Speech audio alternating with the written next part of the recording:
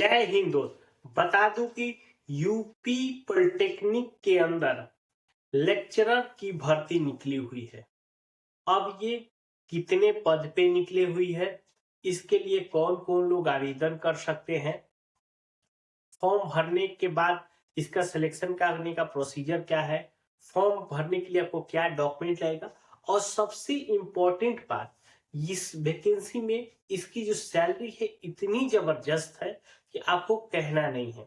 तो हम इस वीडियो में पूरा बेहतर ढंग से आपको पूरी चीजों को बताने वाले हैं। जो भी लोग हमारे चैनल पे पहली बार आए हैं वो हमारे चैनल को जो सब्सक्राइब कर ले। देखिए, यूपी पॉलिटेक्निक लेक्चर, जिसको अगर हम पॉलिटेक्निक को बोलते हैं जूनियर इंजीनियर, जो डिप्लोमा जिसको भी बोला जाता है, कि वैसे कॉलेजों में यूपी के अंदर लेक्चररशिप की भर्ती निकली हुई है, यानी कि जो लोग उनको पढ़ाते हैं।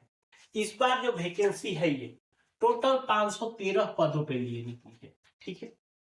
जिसमें कुछ पहले मैं इंपॉर्टेंट ब्रांच की बात कर दूं, मैकेनिकल इंजीनियरिंग, इसके लिए 140 पद है, इलेक्ट्रिकल इंजीनियरिंग 52 पद है, और सिविल इंजीनियरिंग के लिए 62 पद है। ये तो हो गया मुख्य। उसके अलावा देखिए, फिजिक्स का भी है, केमिस्ट्री का भी है। आप जब नोटिफिकेशन देखेंगे तो उसमें हर एक के लिए है, ठीक है। तो ये अब बात करते हैं एलिजिबिलिटी की। देखिए, सबसे पहला बात कि अगर आप इंजीनियरशिप में जाएंगे, मैकेनिकल हो, इलेक्ट्रिकल हो या सिविल हो, तो वैसे केसों में वो बच्चा एलिजिबल है जो कि बीई बैचलर ऑफ इंजीनियरिंग या बीटेक किया है फर्स्ट डिवीजन के साथ हो। यानी कि ये उनकी फर्स्ट प्रायोरिटी है कि जो भी बच्चा बीई या बीटेक से फर्स्ट डिवीजन किया है, यदि मान लीजिए मैकेनिकल से किया है तो मैकेनिकल के लिए अप्लाई कर सकता है। अगर कोई सिविल से किया है तो सिविल के लिए अप्लाई किया है, कोई इलेक्ट्रिकल से किया है तो इलेक्ट्रिकल के लिए अप्लाई किया है। ये है एक, ये हो गया। दूसरा हो गया कि अगर मान लीजिए कोई फिजिक्स के लिए अप्लाई करता है तो फिजिक्स में कम से कम आपको एमएससी होना चाहिए, एमएससी इन फिजिक्स। यानी कि जो अगर कोई नॉर्मल सब्जेक्ट है उसमें आपको मास्टर डिग्री होनी जरूरी है। जैसे केमिस्ट्री करेंगे तो जो एमएससी केमिस्ट्री से किया है वो केमिस्ट्री के लिए अप्लाई कर सकता है। तो इसका जब आप डिटेल देखेंगे तो वहां से आपको पता चल जाएगा, ठीक है। इसमें जो एज मांगा जा रहा है 21 साल से लेकर 40 साल तक, ये जनरल, ईडब्ल्यूएस और ओबीसी के लिए है। अगर एससी एसटी है तो उसके लिए आपको 3 साल की छूट दी जाएगी, यानी कि आपको 21 साल से लेकर 43 साल तक आप इस फॉर्म डाल सकते हैं।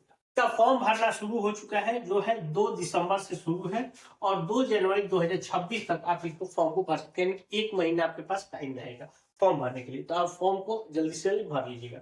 फॉर्म भरने के लिए आपको 225 रुपए जनरल, ईडब्ल्यूएस और ओबीसी को आपको लग रहा है।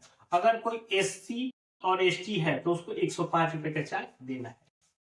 ये हो गया। अब बात करते हैं सिलेक्शन प्रोसीजर का। इसमें 4 स्टेप से गुजरना है। पहले आपको अपना एग्जाम देना है। एग्जाम जब आप क्लियर करेंगे तो आपको इंटरव्यू देना है। इंटरव्यू के बाद डॉक्यूमेंट वेरिफिकेशन होगा, उसके बाद का मेडिकल होगा। यानी कि ये 4 स्टेप के आपका सिलेक्शन प्रोसीजर है।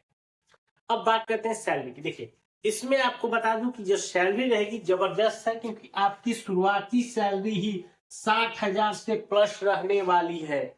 जी हाँ, इसका शुरुआती सैलरी ही 60,000 से प्लस रहने वाली है।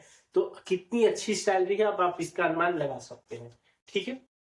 इस फॉर्म के लिए जो आपको डॉक्यूमेंट लगेगा वो देखिए, मुख्य रूप से पहला 10th का मार्कशीट, 12th का मार्कशीट, जो बीई या बीटेक किया है उसका मार्कशीट, निवास प्रमाण पत्र, कास्ट, ओबीसी और ईडब्ल्यूएस, उसके साथ साथ आपका आधार, यानी यही डॉक्यूमेंट्स आपको फॉर्म भरने के लगे, ठीक है।